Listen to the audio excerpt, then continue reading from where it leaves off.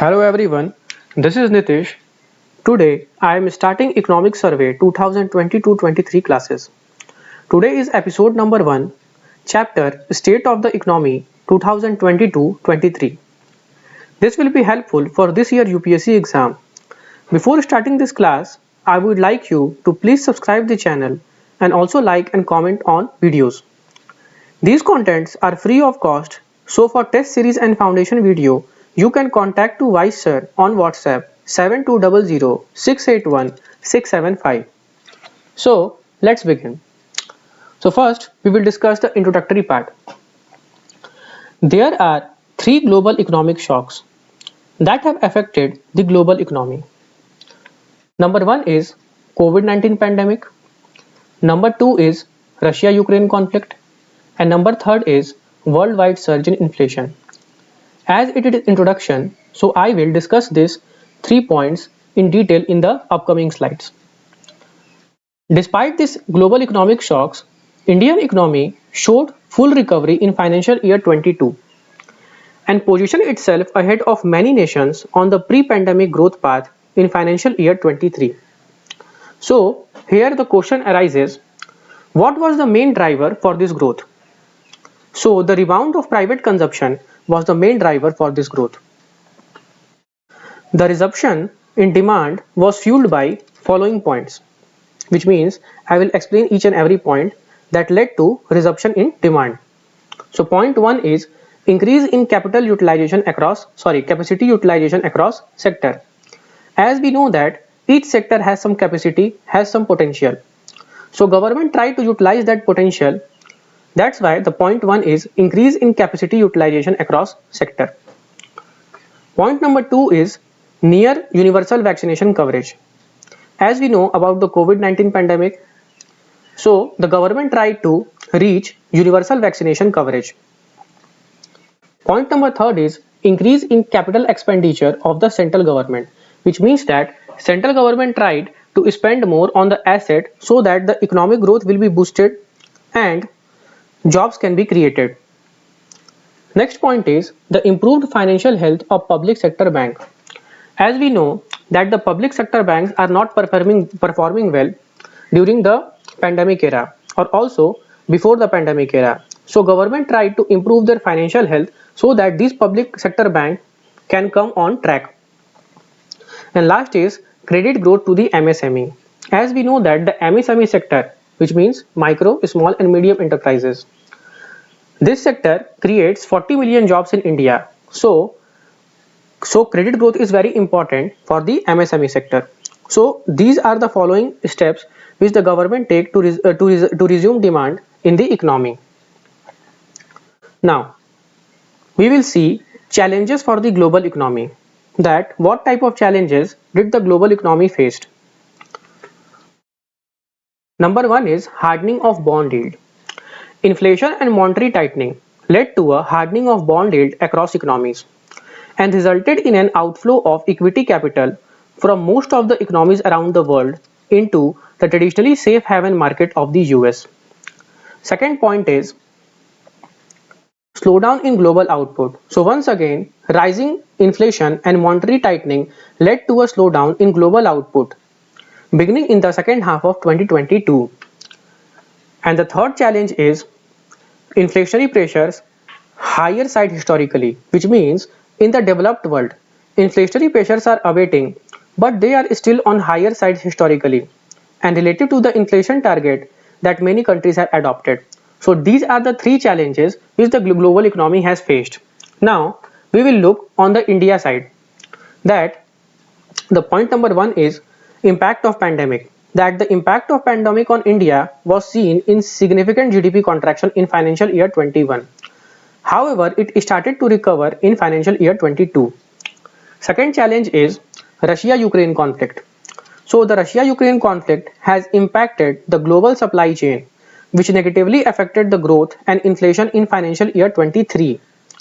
The inflation in India remained above the target range. As we know that the Monetary Policy Committee has set the inflation target. The inflation target is 2% to 6%.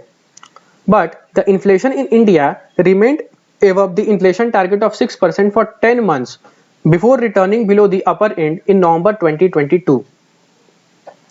And the third challenge is appreciation of US dollar.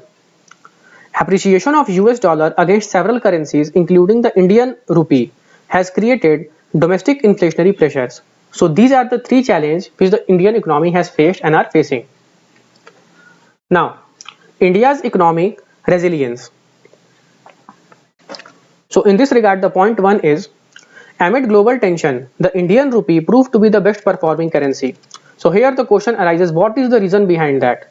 So this is due to a strong domestic market, that the strong domestic market played an important role, due to which amid this global tension, Indian rupee proved to be the best performing currency. Second point in this regard, extensive coverage of vaccination. In India, it is an important reason to restore the marketplace in the post-pandemic era. On one hand, universal vaccination coverage saved lives, but on the other hand, it serves as a health stimulant to raise consumer sentiments, and thus the recovery and the growth of the economy. Third point in India's economic resilience is the rise in the share of consumption in disposable income. This has restored the consumption demand in an economy. Continuing with the India's economic resilience, the fourth point is an increase in capex, that is capital expenditure. So India in financial year 23 has also increased capex of the central government. It is estimated that the capital output of the country is set to increase by at least 4 times the amount of the capex. So let's look at the graph. So this graph is basically taken from the source NSO or Ministry of Statistics and Program Implementation. So here we have to understand the trend. There is no need to learn the data. So the graph is taken from financial year 20 to financial year 23. So what type of question can arise from this graph? UPSC will directly put a statement in prelims examination that economic growth is steadily increasing or economic growth is steadily decreasing from financial year 20 to financial year 23. So the statement will be wrong in both the cases. Why? Because here we can see that once we move from financial year 20 to 21, the economic growth graph is down falling. And once we move from financial year 21 to 22 and again to 23, the economic growth graph is increasing. So such type of question can be predicted for this year examination. The second graph is related to total capital expenditure, that is capex, grew at an average rate of 13% during financial year 12 and financial year 22. So here we can also see that the capital expenditure here it is steadily increasing, because once we compare from financial year 12 to financial year 22, we can see from the graph that the capex is steadily increasing. So in this graph, the bar graph is divided into two parts, that is one is related to state and other is related to center. So I am explaining this graph so that you can able to understand how we will study the graph in your home. And here we can also once again I want to tell you that no need to learn the data, you have to only understand the trends. Now continuing with the India's economic resilience once again. Next point is recovery in investment manufacturing activities of the corporate. The increase in export demand, rebound in consumption and public capex means capital expenditure, has contributed to the recovery in investment manufacturing activities of the corporate.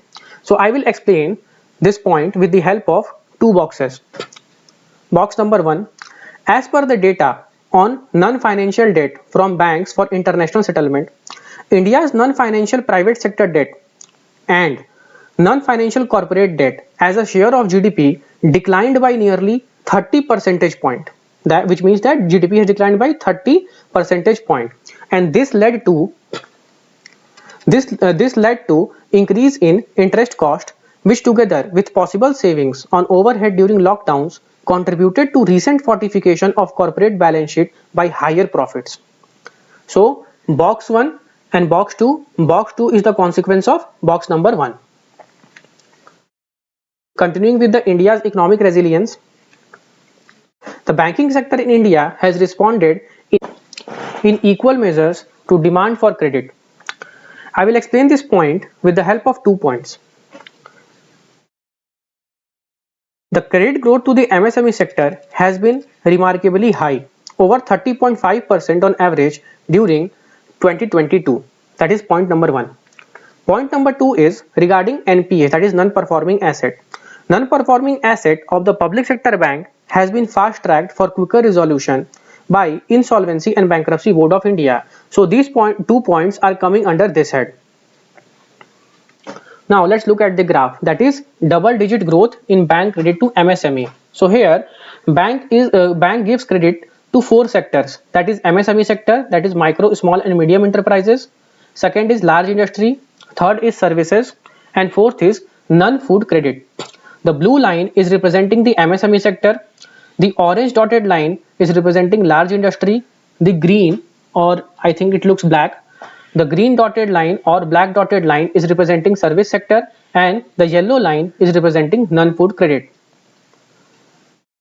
Non-food credit sector is showing that it is steadily increasing, but rest 3 are not steadily increasing nor steadily decreasing.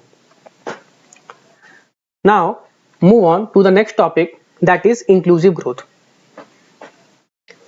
We know that the growth is inclusive when it creates job. So in this regard, few points are mentioned in the economic survey.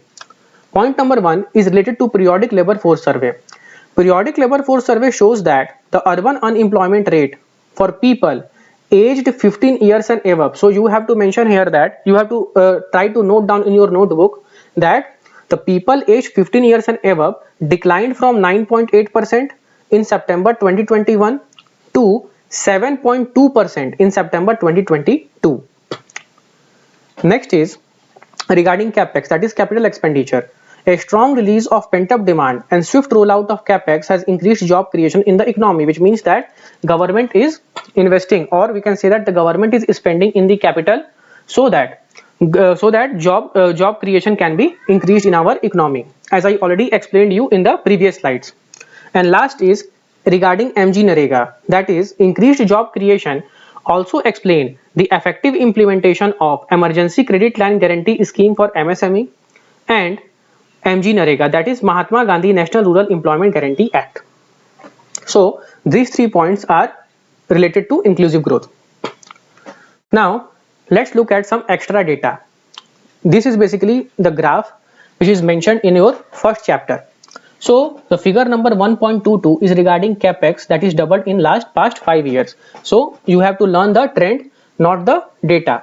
So the data is mentioned in rupees lakh crore. So you have to only understand the trend that from financial year 18 to financial year 23, the capex has been constantly increasing or steadily increasing. If it is mentioned in your statement in the prelims examination, so you have to identify the statement in the prelims and you have to tick true. Okay, so capex has been increasing from constantly increasing from financial year 18 to financial year 23. Now figure 1.23, that is related to private investment, remains upbeat. So the private investment is not constantly increasing and not constantly decreasing, because here we can see that in financial year 20 the private investment is 2.8 lakh crore, but in financial year 21 we can see that the private investment has decreased to 2.2 lakh crore, and once again it increased in financial year 22 and again in financial year 23. So we can say that the private investment is not constantly increasing, is not constantly decreasing from financial year 20 to financial year 23. Now the question can also be arise that wait for a minute. Here we can see that in the if the question asks from financial year 21 to financial year 23, then the statement that it is steadily increasing is true.